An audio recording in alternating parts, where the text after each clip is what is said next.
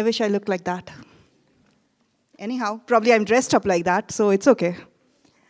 In pursuit of happiness.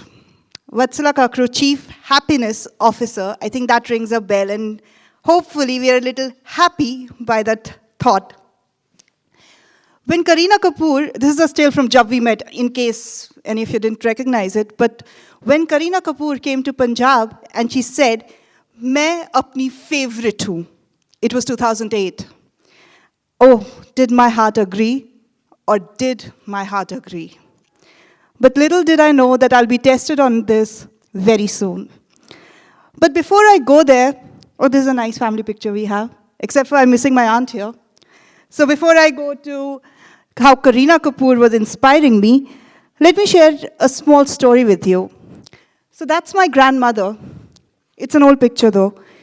She was born in the late 1920s, got married in 1942 in Srinagar, Kashmir. That's where I come from. She had 6 children, raised 4 healthy kids. My aunt is missing from the picture. And as she proudly recalls, watched matinee shows 9 days after one of them was born, and actually bought small little song books with lyrics of Hindi film music for 25 paise while she was at it. Well, now, when she's 85 something, she has 6 grandchildren, 4 great-grandchildren, and every single version of Parvati Bhabhi and Co. to entertain her in the family.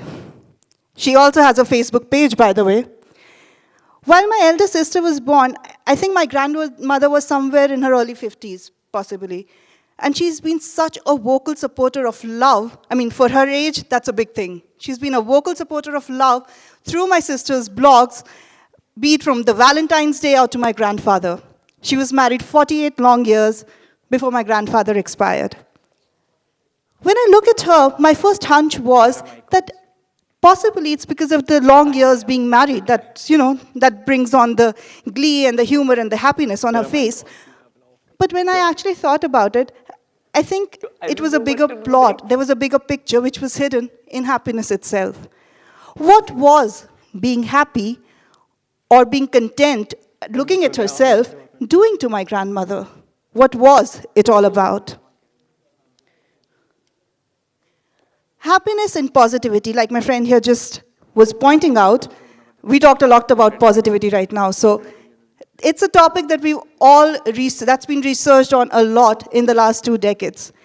It's been proven that it has a positive impact on one's well-being in life. We have research from Pressman and Cohen who shared that psychologists who used aroused positive words like lively, vigorous in their autobiography lived longer.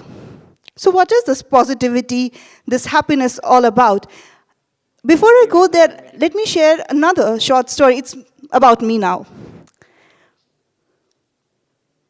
Oh, that's a funny picture. My sister drew it. While my parents were 30 and I was 6, we had to leave our home from Srinagar amidst militancy and terrorist attacks. I grew up to understand that I had somewhere lost my childhood home and my roots. At age 24, I suffered a life-threatening disease, a serious ailment, and that brought about a lot of series of moments of self-doubt. Things went wrong, I didn't do anything wrong, what happened to me?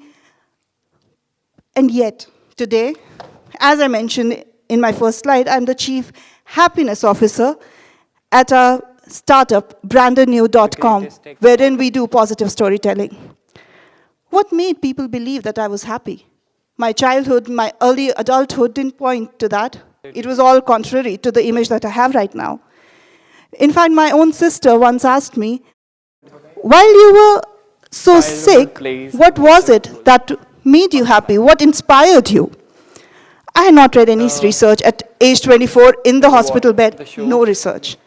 I thought about it and I was like, I inspired myself. I am my favorite. So that's where Kareena Kapoor inspired me a lot.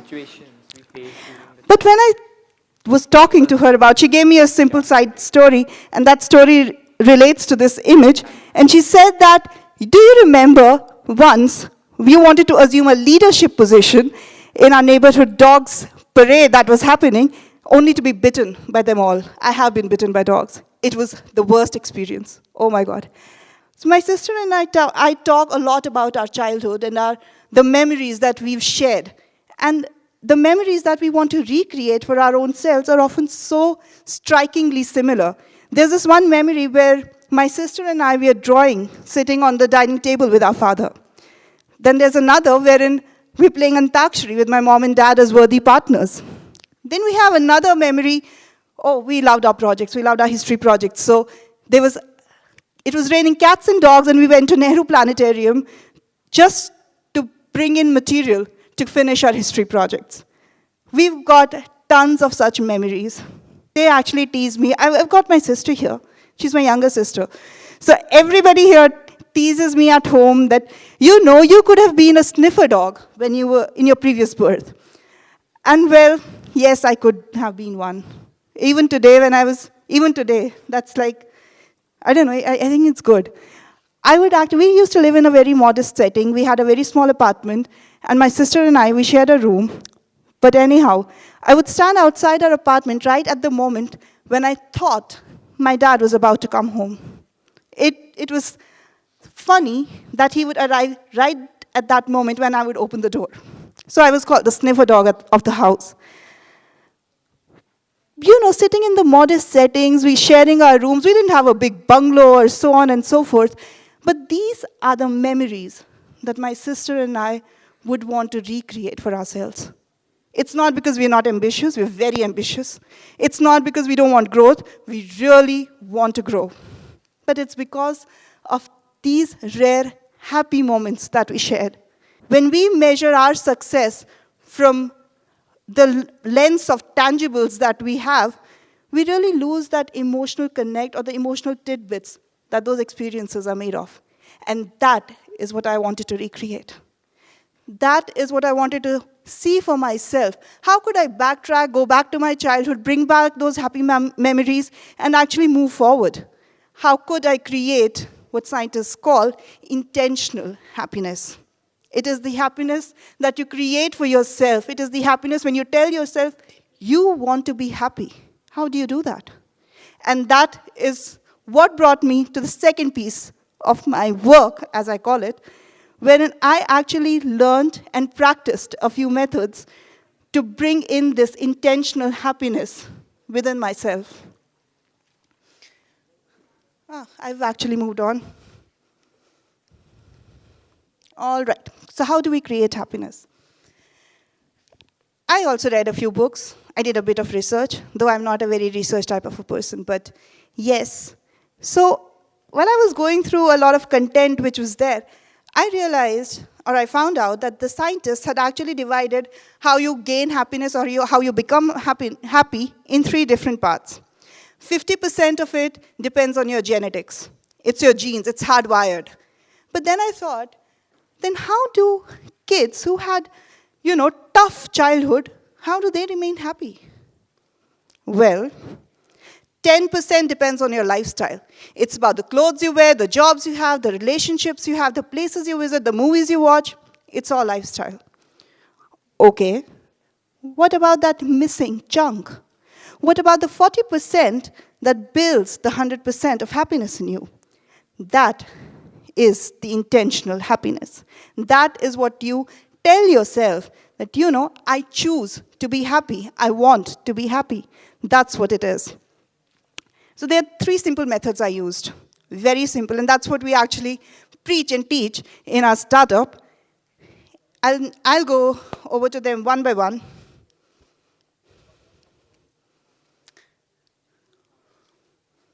That's my 1.5-year-old son, by the way, Rian.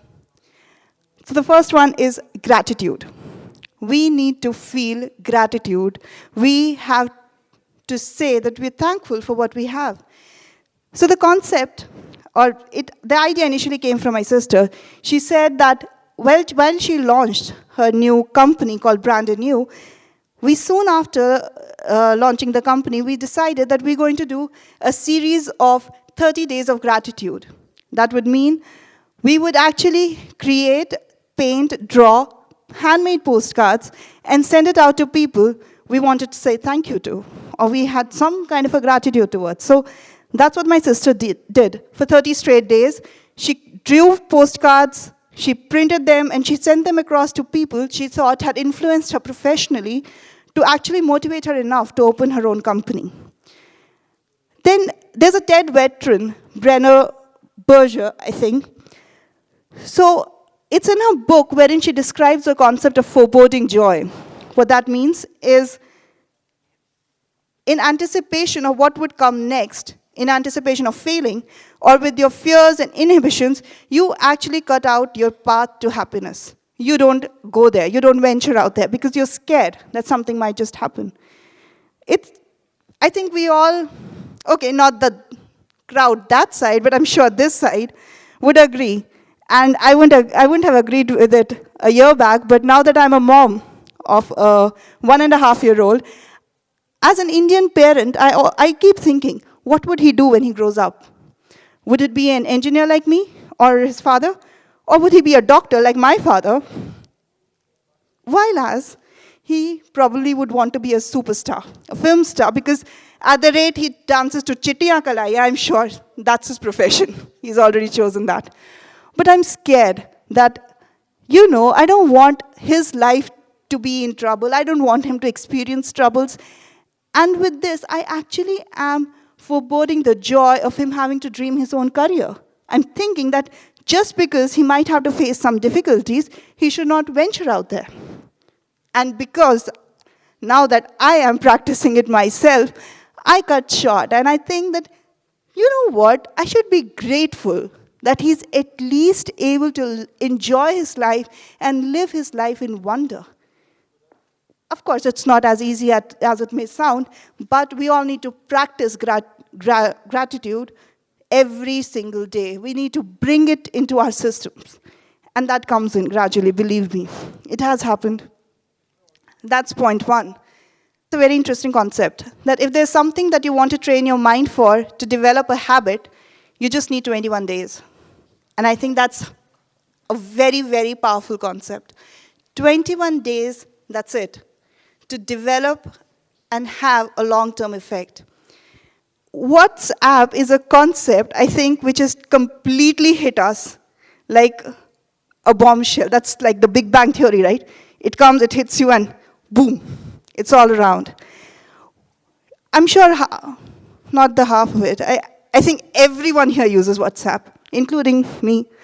My husband is on a traveling job, and he's right now in Canada. So while he was there last time, I realized I had not spoken to him over phone just because I was texting him all the time. I was on WhatsApp with him all the time. And then I was like, dude, this is not working. This is not happening. I don't even get to hear him. I don't know what emotions he's feeling, or, when he's telling me it's okay, go wherever you feel like. Does he really mean that, or he just, he just don't he's just sleepy because it's like, midnight? And I decided I want to get rid of this habit. It was tough. It was very tough to get rid of it, but for 21 days at a stretch, I decided I'm not going to use WhatsApp. I decided, and as positive thinkers say, to train my mind well enough, for it to understand that I have to unconsciously not pick up my phone to WhatsApp, but pick up my phone to call. And that is what has happened. It's not that I don't use WhatsApp. I use WhatsApp, but I use it need basis. I used to get in touch with somebody that I'm busy or I can't talk, but that is not my mode of communication now, and I'm very glad. I'm very glad about it. 21 days is nothing for such an effect. If there's something that I want to improve in myself, it's nothing. While I was sick and we were still awaiting our medical reports for the diagnosis, etc., I had friends and relatives coming and hounding us and, constantly, openly talking about their internet-educated scenarios. This would happen, then that would happen, then this. And we didn't even have a confirmation from the doctor. So at that point in time, I was like, okay, but why are you telling me all this? I'm not interested. I just want to get well. My father, in fact, I really admire my father. I admire him a lot, as most of us would.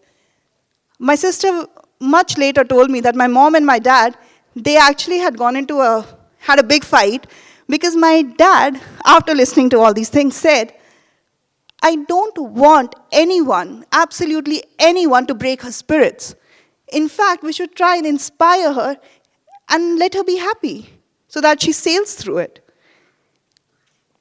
And then just some time back, we all know when Facebook CTO Sheryl Sandberg actually wrote an open letter to mourn her husband's death. She wrote one line which just touched me so deeply, and that was, don't let me die when I'm still alive. It does not have to impact all aspects of your life. If you decide that you want to get out of it, get out of it. Compartmentalize it. That's what the concept is. Pervasiveness and compartmentalization is what she talked about. I think we don't have to go through a serious illness to actually get to know what do we do, but we all go through it. I'm sure half the people here would be constantly listening to, you can't do this, you can't do that, you can't act, you can't run, you can't swim. It's not in you. Shun them. It's your time. You decide what you want to do. Compartmentalize those people. Tell them, all right, you've given your opinion, I'm not interested. Listen to positive people. Let positive energies come in. Be happy. Build an internal happiness advantage. Think about what makes you happy. Think about positive concepts that you want in your life. Think about what you want to do. It'll all work out. At least you'll be happy. That's what all of this is about.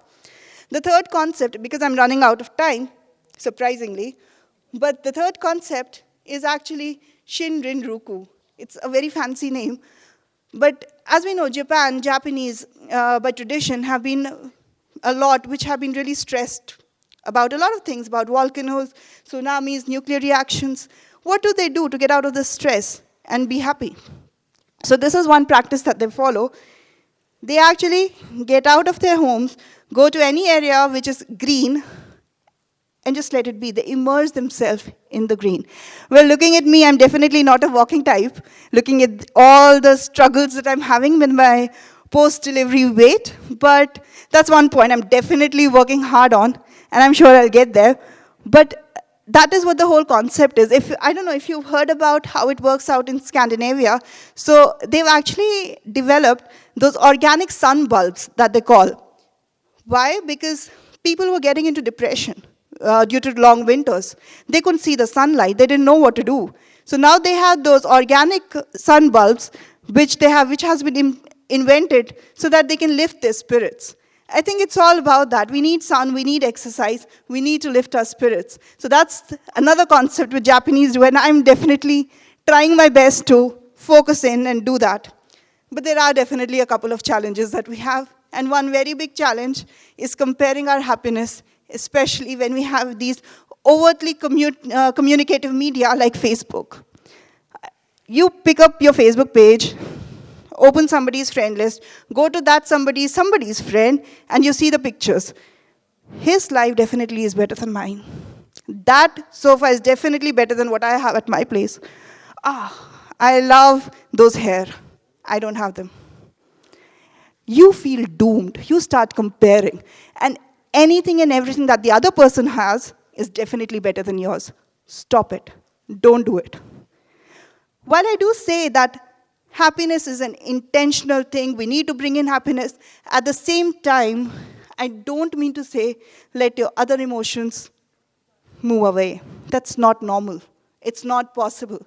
If your dog dies, you have to feel sad. If you're not sad, it's sad. If your wife leaves you, you really have to feel sad about the fact, or maybe guilty, depending on what you did.